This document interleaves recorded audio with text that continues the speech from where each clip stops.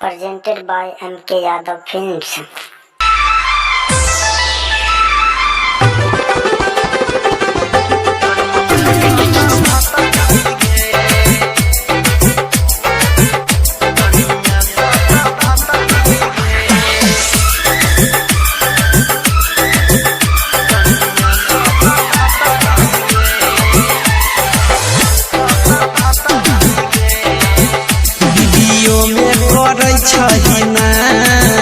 Lover रखने छो चारू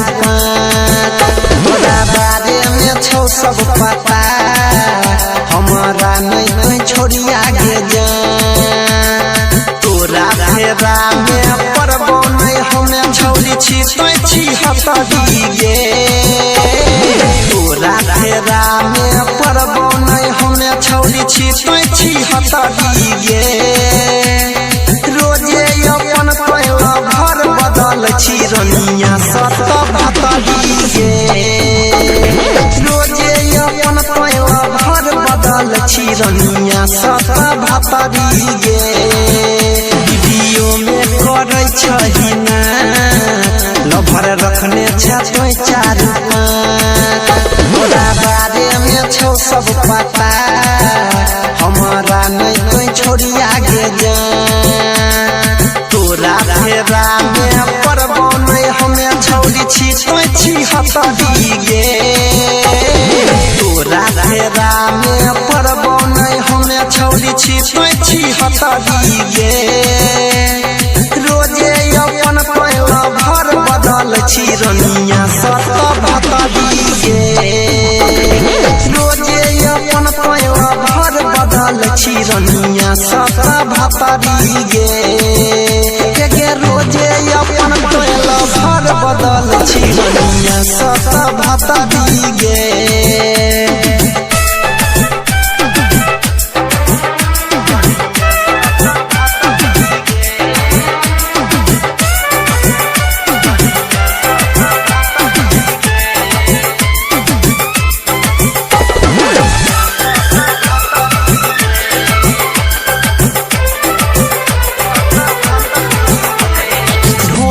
देखाई के पगला बैठा सबके जिसे चुआ बैठा पनिया के रनिया हिट उछल के नचै छा देखै छौ सब तोर जवनिया के रनिया ढोढ़ी देखाई के पगला बैठा सबके जिसे चुआ बैठा पनिया के रनिया हिट उछल के नचै छा देखै छौ सब तोर जवनिया के रनिया दोसरे पैसा के मुरागा भात खाइ छ सैया संगे पथरी गे दोसरे पैसा के मुरागा भात खाइ छ सैया संगे पथरी गे रोजे अपन पहला भर बदल चिरनिया सत भतरी गे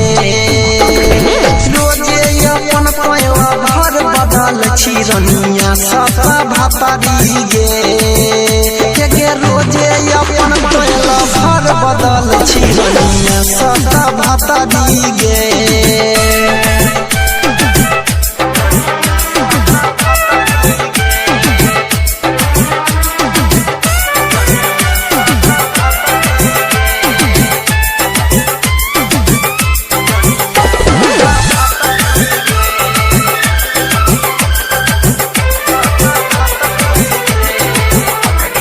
सप्ताह में 7 दिन फेसियल करई छी बनई खातिर नचनिया गे रनिया वीडियो डायरेक्टर से सेटिंग छो तोहर उहो फूटै छो रोजे धनिया गे रनिया सप्ताह में 7 दिन फेसियल करई छी बनई खातिर नचनिया गे रनिया वीडियो डायरेक्टर से सेटिंग छो तोहर उहो फूटै छो रोजे धनिया हमर आयुष के गोद में बैठै छा छौरी सुनै खचरी गे देवेंद्र अनिल के गोद में बैठै छा छौरी सुनै खचरी गे रोजे अपन पहला भर बदल छी रनिया सत भतरी गे रोजे अपन पैवा भर बदल छी रनिया सत भतरी गे रोजे अपन पैवा भर बदल छी रनिया सत भतरी गे। Mixing by Vikesh Yadav Laxmipur.